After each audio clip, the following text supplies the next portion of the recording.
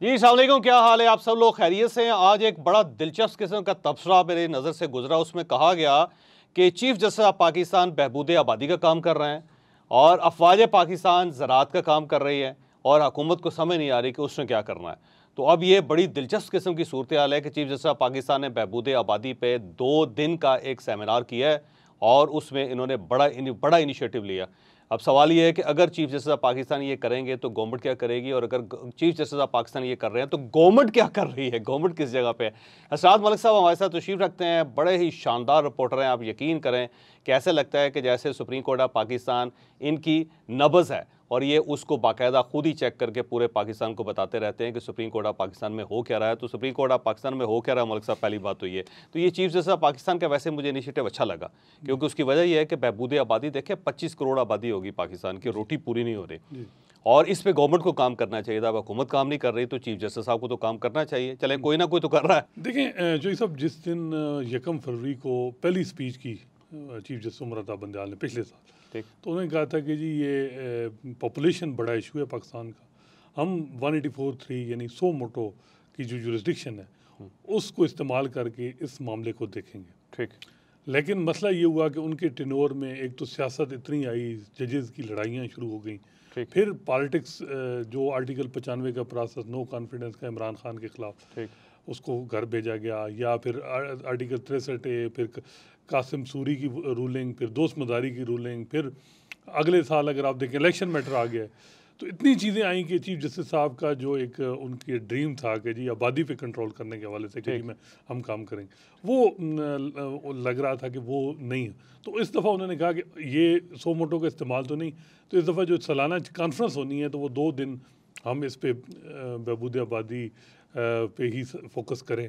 तो लेकिन ये देखा गया है आज जो मैंने कि सुप्रीम कोर्ट फिर डिवाइड नज़र आई, डिवाइड क्योंकि सारी सुप्रीम कोर्ट नहीं थी उसमें, सारी नहीं थी। जो आप कहें कि अगले चीफ जस्टिस जिनका नोटिफिकेशन जारी हो चुका है वो मौजूद नहीं थे, वो कराची में आजकल।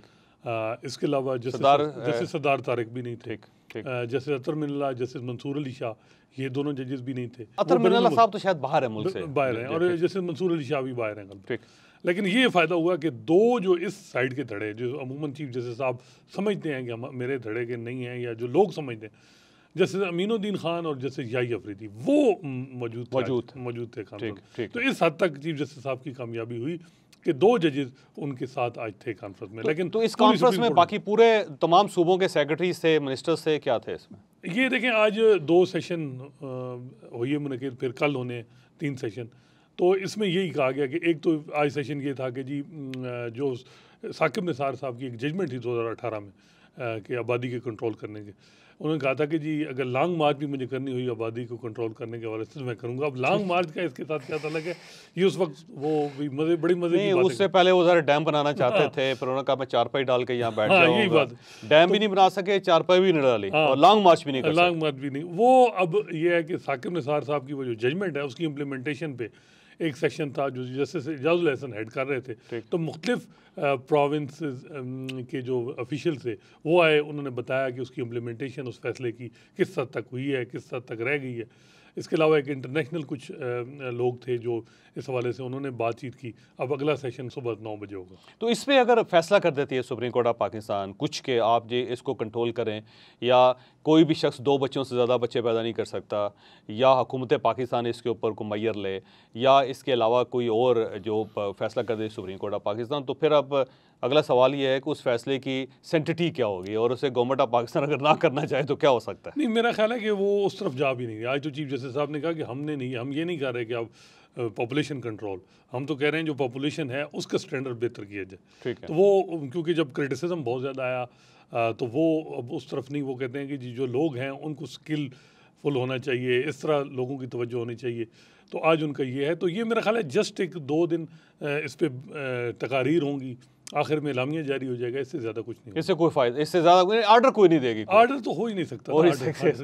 अच्छा, लेकिन अब इस पे चीफ जस्टिस साहब पे क्रिटिसिज्म क्यों हो रहा है? मैं देख रहा हूँ कि कुछ लोग कुछ काम वो बहुत अच्छे करते हैं, और जो अच्छे काम करते हैं अब क्योंकि उनका जो पॉलिटिकल व्यू है उसकी वजह से वो काम दब भी जाते हैं और उस पर भी क्रिटिसिज्म शुरू हो जाती है। जैसे ये मेरा ख्याल है बहबूद आबादी पे पिछले 15-20 साल में मैंने इस जितना कोई बड़ा सेमिनार नहीं देखा। अमूमन छोटे मोटे फंक्शन हो जाते हैं, उस पर उसी तरह तकरीरें करके चले जाते हैं। गवर्नमेंट ऑफ पाकिस्तान की तो तवज्जो इस तरफ है ही नहीं किसी तरह, तो एक अच्छी बात है, अच्छा इनिशिएटिव लिया है, लेकिन इस पे तनकीद क्यों कर रहे हैं लोग? देखिए, ये वैसे चीफ जस्टिस साहब का आज मैं भी सोच रहा था कि क्या वजह है कि उनके साथ अपने जज भी नाराज़, इस्टेब्लिशमेंट भी नाराज़, हुकूमत भी नाराज़, मीडिया भी नाराज़, मेजॉरिटी मीडिया जो है वो उनसे नाराज़ है। पीटीआई के लोग जो हैं ऑफ द रिकॉर्ड कहते हैं जी इन्होंने फुल कोर्ट नहीं बनाया, तो फैसला इलेक्शन हो जाते। वो भी अभी जब ये रिटायर होंगे तो मे बी वो भी बात करना शुरू कर दें। तो कोई भी इनसे खुश नहीं है। ये एक बड़ा इनका है कि चीज़ें इनसे गालिबन मैनेज नहीं हुई। तो इसमें कोई शक नहीं कि ये जो काम है या बहुत से फैसले उनके ऐसे हैं जिन पे ये नहीं है कि फैसले गलत, जिस तरीके से किए गया उस पर अरले का इतराज़ है। जिस तरीके से उन्होंने सुप्रीम कोर्ट को चलाया, फिर जो है वो अपने जो एक हम ख्याल जजेस थे उनको मेजॉरिटी तो स्पेशल बेंचेस 9 केसेस ऐसे थे स्पेशल जो अपने टेनोर में आए जिसमें उन्होंने मखसूस जजेस को बिठाया। फुल कोर्ट बन सकता था, नहीं बनाया। एक ज़िद थी, कहते हैं वो अमूमन एक ये था कि जी जो मौजूदा चीफ जस्टिस हैं उनके बारे में है कि he is not urban soul, यानी वो देहाती हैं बेसिकली। तो जिस तरह एक देहाती आदमी एचिसन के पढ़े हुए हैं, हाँ, लेकिन वो एक देहाती हैं। और उन्होंने एक जगह किसी बंदे ने बात भी की कि वो फिर पूरा जो है ना वो ज़िद अगर होती है तो वो पूरी और उन्होंने अपनी ज़िद अना से यानी धड़ेबाजी जो होती है ना कि ये बंदा है मेरा, चाहे जैसा भी है मैंने इसको सपोर्ट करना है, ये बंदा मेरा मुखालिफ है चाहे वो ठीक भी है तो मैंने उसको टाइम दी उस पर आना है वार। तो वो उसका नुकसान ये हुआ कि उन्होंने अपना पूरा टेन्योर बर्बाद कर दिया। अच्छा, वैसे चीफ जस्टिस साहब से ऐसी गलती कौन सी हुई जिसकी वजह से ये सारी चीज़ें खुलती चलेगी और उनका इमेज ख़राब हो गया, फिर सुप्रीम कोर्ट ऑफ पाकिस्तान का इमेज भी ख़राब हो गया? पाकिस्तान के अंदर अब समझ नहीं आ रही कि असल पावर है किसके पास, गवर्नमेंट के पास जाना है, फ़ौज के पास जाना है, सुप्रीम कोर्ट ऑफ पाकिस्तान के पास जाना है। अब तो जजेस भी गवर्नमेंट की तरफ देख रहे हैं, कभी फ़ौज की तरफ देखते हैं। देखिए, मेरे ख्याल में तो उनसे एक ही गलती हुई है कि सुप्रीम कोर्ट के अंदर जो तकसीम थी उसको उन्होंने कम करने की उस तरह कोशिश नहीं की, बल्कि मज़ीद बढ़ाई। जब उन्होंने टेन्योर शुरू किया तो उसी दिन उन्होंने जस्टिस काजी फैसा के जो रिव्यू एक्सेप्ट हुआ था उसमें जो मिनॉरिटी व्यू था 100 पेजेस की डिसमिसल की वो उन्होंने मिनॉरिटी व्यू की जजमेंट रिलीज़ कर दी और उसमें वो चीज़ें लिख दी जो केस में डिस्कस भी नहीं। ठीक, तो आपने फुली जिसे कहते हैं कि जस्टिस काजी फैसा को अटैक किया। ठीक है। तो फिर जब आप और फिर जो हाई प्रोफाइल केसेस आए उसमें आपने बीइंग ए सीनियर मोस्ट जज जस्टिस काजी फैसा से किसी मामले में मुशावरत नहीं की। आपने सारी मुशावरत जस्टिस जाज और जस्टिस मुनीब आपके राइट लेफ्ट थे। ठीक है। तो वो जो आपने खुद उन जजेस सीनियर जजेस को साइड पे किया उसका बहुत ज़्यादा नुकसान हुआ। और उससे और फिर जजेस की अपॉइंटमेंट में भी जब धड़ेबाजी हुई तो उन्होंने कहा कि जूनियर में वो परसेप्शन ये हुई कि जूनियर वो जज आएंगे जो उनके धड़े के होंगे, उनके हम ख्याल होंगे। ठीक है। तो वो सीनियर्स को इग्नोर करके सीनियर सीनियरिटी प्रिंसिपल को फॉलो नहीं किया और जूनियर में भी वो लाए जो वो समझते थे कि मेरे सोच के हामी जज है। ठीक है। मतलब है कि इस तरह के कई ऐसे जजेस थे जो उनसे सीनियर थे लेकिन वो उनके हम ख्याल नहीं थे तो उनको इग्नोर किया गया। जैसे सिंध हाई कोर्ट में कुछ जजेस हैं उनको नहीं लाया गया। ठीक है। ठीक। तो ये जो धड़ेबाजी है उसने बहुत नुकसान। अच्छा, वैसे काजी फाजिल साहब के साथ इनकी कोई पुरानी मुखासमत है या कोई ऐसा इशू है जिसकी वजह से ये दोनों इकट्ठे नहीं बैठ पाते? वजह क्या है? वैसे अजीब सी बात है ये ऐसे कि दोनों सीनियर जजेस हैं, पूरा पाकिस्तान इनका एहतराम करता है, एक दूसरे के साथ लड़ी जा रहे हैं। देखिए, एक दफ़ा जस्टिस काजी फैसल से बात हो रही थी, उन्होंने कहा जी सुप्रीम कोर्ट में मेरी अगर ज़ाती किसी से तलक था तो उमर से था।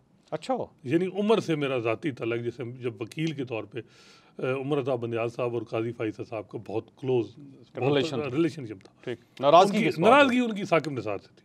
ठीक है। लेकिन उमर अता बंदियाल से नहीं थी, बिल्कुल नहीं। ठीक है। लेकिन उनके मसला ये हुआ जब उन्होंने केस शुरू हुआ उनका काजी फैसल साहब उस बेंच को हेड कर रहे थे उमर अता बंदियाल। ठीक। तो काजी फैसल साहब ने उस बेंच में कुछ इतराज़ लगाया कि जैसे एजाजुल एहसन को मैं अगर फारिग होता हूँ तो फ़ायदा होता है तो इनको बेंच में नहीं होना चाहिए। उसका बुरा मनाया उमर अता बंदियाल साहब। ठीक है। फिर ये हुआ कि उन्होंने फिर वो धड़ेबाजी में बह गए। फिर जस्टिस काजी फैसल फिर तो पॉलिटिक्स शुरू हो गई ना।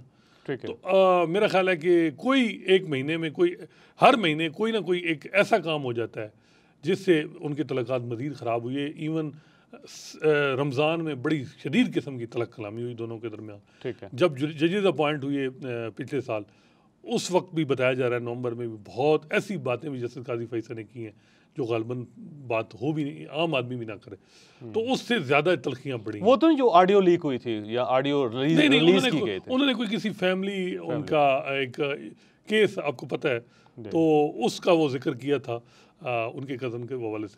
तो वो मेरा शबनम डकैती केस की बात कर रहे हैं, लेकिन वो इनके साथ क्या ताल्लुक है सर? वो बस वो उन्होंने कोई ऐसी मिसाल दे दी ना कि आप सुप्रीम कोर्ट के साथ वही कर रहे हैं जो, तो इस तरह की बात हुई, तो उस पर फिर बंदयाल साहब भी गुस्से में आ गए। ठीक है। तो वो बताया जा रहा है जो ऑडियंस थी कि बहुत ज़्यादा उस वक्त ये वो जो चीफ जस्टिस के चैम्बर में हुई थी बात, ये वो वाली बात है? ये जुडिशल कमीशन की मीटिंग थी, उसके अंदर हुई थी। ठीक है, उसमें तलख कलामी हुई थी, तलख कलामी हुई। उसमें ये हुआ कि एक तो हुकूमत ने जस्टिस बंदयाल साहब को सपोर्ट किया, 2 जजेस की, जूनियर जजेस। ये वो जजेस जो जनरल बाजवा साहब ने सिफारिश की थी कि जी ये जो बंदयाल साहब के जो जज हैं इनको आप अप्रूव करवा दें। कौन कौन से जजेस हैं ये? देखें, इसमें जैसे शाहिद वहीद हैं और जैसे हसन अजहर रिजवी हैं। ठीक है।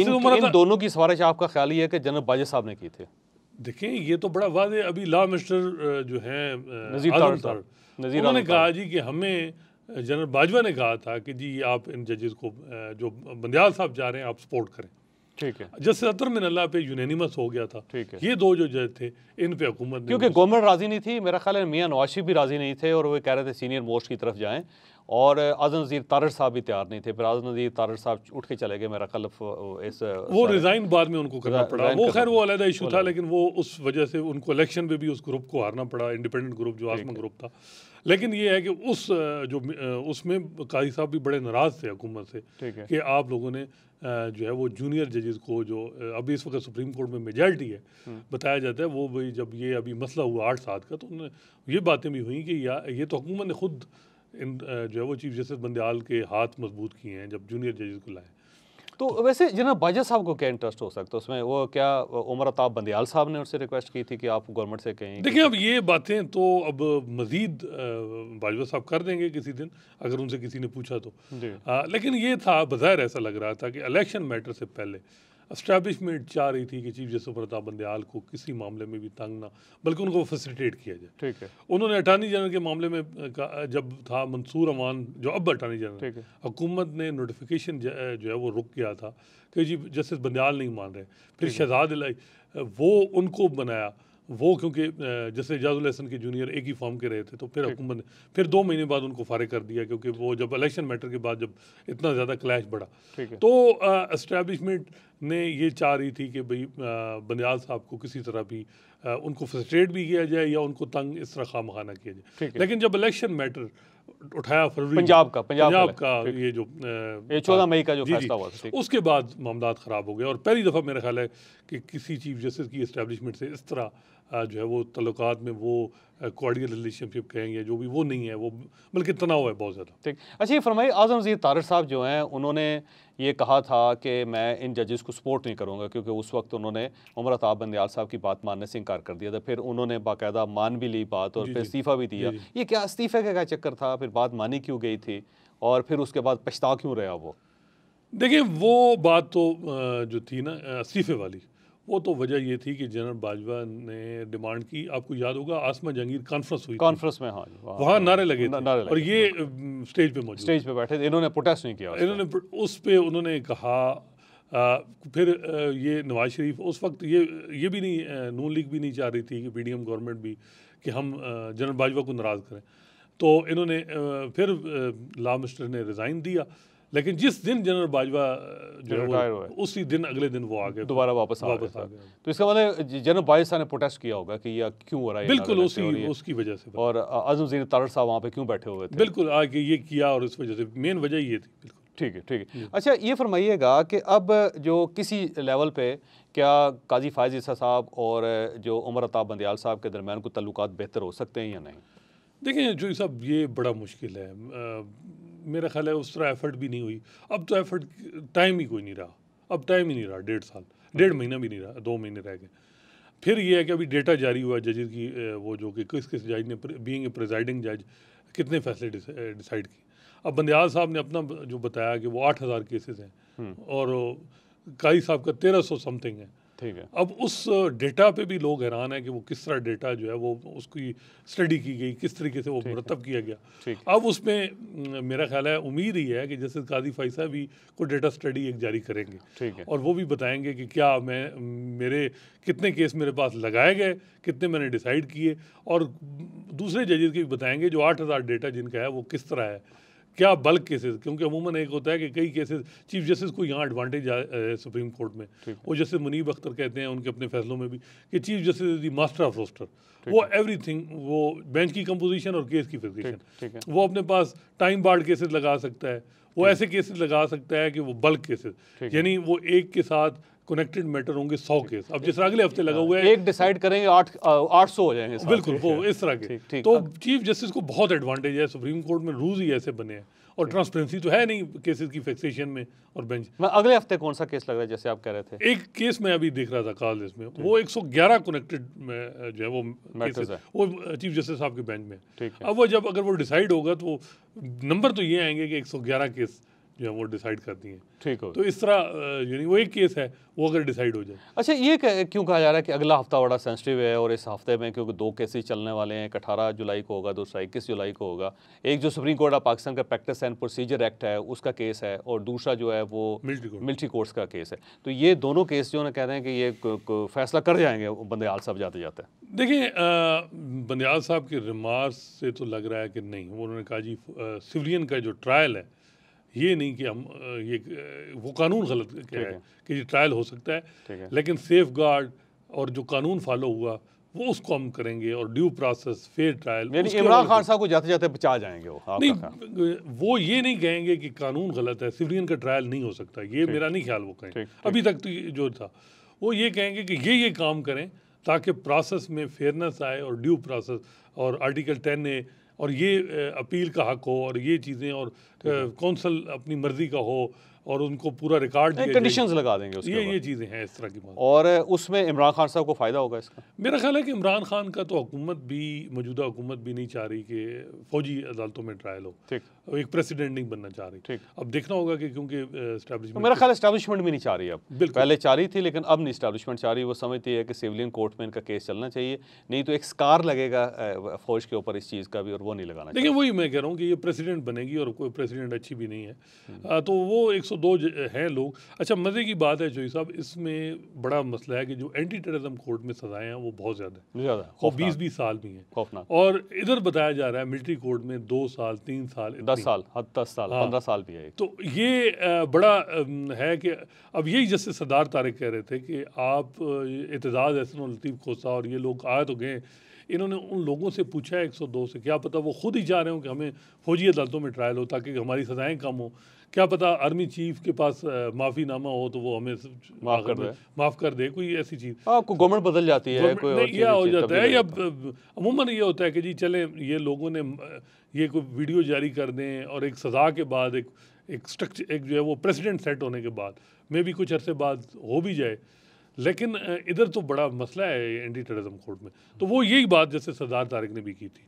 लेकिन एक बात ये भी है कि क्योंकि बहुत यूरोपीय यूनियन का भी दबाव है, GSP प्लस का इशू है, तो फौजी अदालतों के हवाले से मेरा ख्याल है कि सिविलियन गवर्नमेंट भी चाह रही है कि ये ट्रायल जो है वो गालबन जब हम चले जाएं तो फिर उसके बाद ही इस पर, यानी केयर टेकर गवर्नमेंट में हो जी बिल्कुल सारे। और ये सारे मेरा ख्याल है अब सब लोग केयर टेकर गवर्नमेंट का इंतजार कर रहे हैं, सितंबर का इंतजार कर रहे हैं कि चीफ जस्टिस साहब रिटायर हो, फिर को बड़े बड़े काम हो, जैसे मियां नवाज शरीफ की वापसी है जी, साथ ये जो अगले इलेक्शन होने हैं वो भी कह रहे हैं कि सितंबर में जाके फैसला होगा कि कब होंगे जाके।